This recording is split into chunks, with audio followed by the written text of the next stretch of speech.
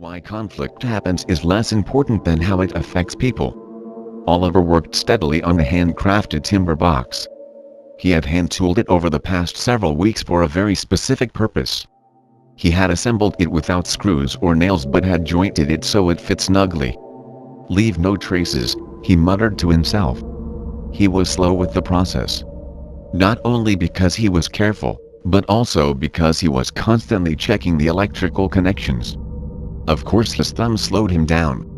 It was only a stub now where a small amount of Semtex had exploded prematurely as he had pressed an electric detonator into it 12 years ago.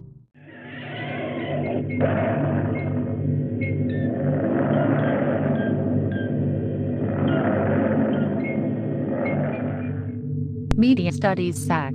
Social Values and James Cameron's Aliens. Superiority of the U.S. Marines. The U.S. Marines are the strongest power in the world. However, when they get off-world and involved in something worse than a bug hunt, they are no longer the strongest power. This reflects military incompetence in the guise of Gorman and corporate irresponsibility and conspiracy in the form of Berg. Gorman is an inefficient leader that resembles our ODC candidate with his buzzsaw haircut. Nearly all of the combat orbital drops he has performed are simulated while his battle-hardened troops like Hicks sleep through this terrifying excursion downwards into the planet's atmosphere. Year 12 end-of-year English exam. The Secret River. By Kate Grenville. Context question.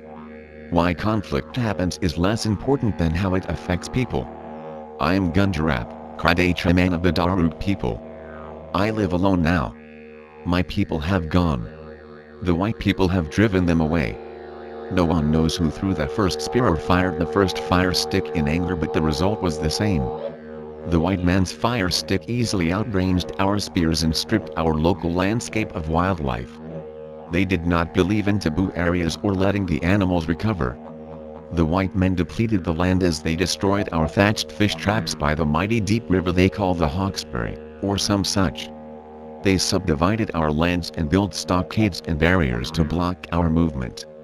They felled the trees and desecrated our sacred sites. The elder stones I had carefully placed were scattered by their cattle whose cloven feet erode the soil. The soil chokes the mighty river that carries it out to the great sea that brought these invaders.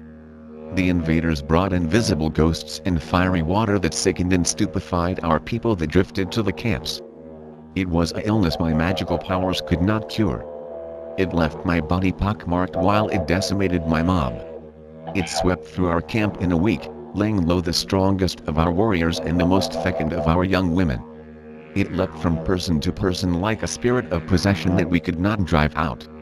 Eventually those who survived left for the inland while they could to be taken in by other tribes.